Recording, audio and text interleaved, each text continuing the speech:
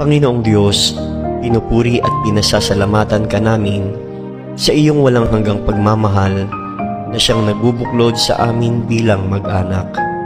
Maghari ka nawa sa aming puso at punuin mo ng pag-ibig at katapatan, kapayapaan at kasaganahan ang aming tahanan.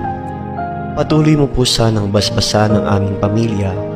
Patatagin mo po kami sa pananalig sa iyo, lalo na sa panahon ng kahinaan at pagsubok.